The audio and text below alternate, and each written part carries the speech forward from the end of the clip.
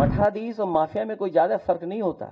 अपने संस्कार के अनुरूप धर्माचार्यों को ये माफिया बोलते हैं। आप डिक्शनरी उठा के देख लो भाई डिक्शनरी तो आपको भी उठा के देखनी पड़ेगी। औरंगजेब की आत्मा सचमुच इनके अंदर घुस चुकी है।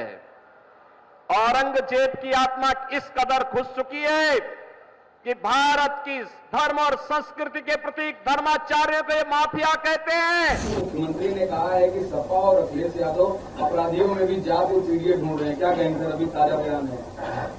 मठाधीश और माफिया में कोई ज्यादा फर्क नहीं होता।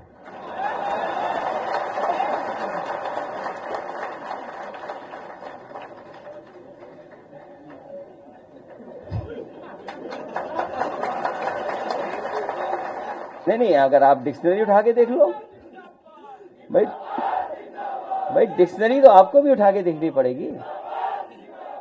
और ये सूची, ये जो जानकारी आप मुझसे ले रहे हैं, जो मुझसे कह रहे हैं, सरकार ने खुद जारी किए हैं, कई अखबारों ने खुद जारी किए हैं वो नाम, वो नंबर्स।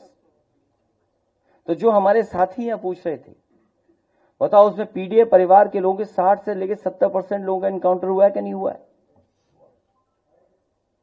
और जो 42 अन्य दिखा रहे हैं आप, अगर आंकड़ा और डाटा ठीक है, तो सबसे ज्यादा फेक एनकाउंटर अगर किसी के हुए हैं तो पीडीए के परिवार के लोगों के ही हुए हैं।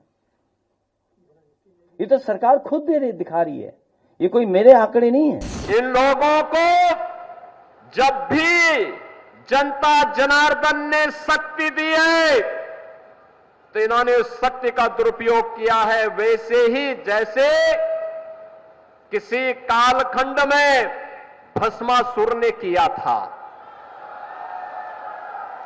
आपकी ताकत से ही आपकी आस्था पर प्रहार। अगर केंद्र में कांग्रेस की सरकार हिंदुओं को दबाने के लिए सांप्रदायिक विरोधी कानून लाने का काम कर रही थी, देश में राम सेतु को तोड़ने का कार्य कर रही थी, अयोध्या में राम मंदिर के मार्ग में बाधक बन रही थी, देश के अंदर कश्मीर में उग्रवाद को पनपा रही थी, देश की सुरक्षा में सेल लगाने का काम कर रही थी, तो समाजवादी पार्टी भी तो उसी के नक्शे कदम पर चल रही थी, उसी नक्शे कदम पे चल रही थी।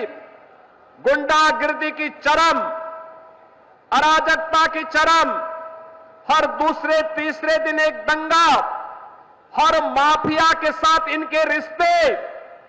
और समाजवादी पार्टी तो ये माफिया और अपराधियों के सामने, दुर्दांत माफिया और अपराधियों के सामने नाक रगड़ते थे और अपने संस्कार के अनुरूप धर्माचार्यों को ये माफिया बोलते हैं।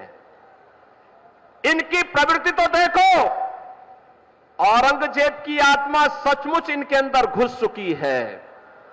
औरंगजेब की आत्मा इस कदर घुस चुकी है कि भारत की धर्म और संस्कृति के प्रतीक धर्माचार्यों को ये माफिया कहते हैं।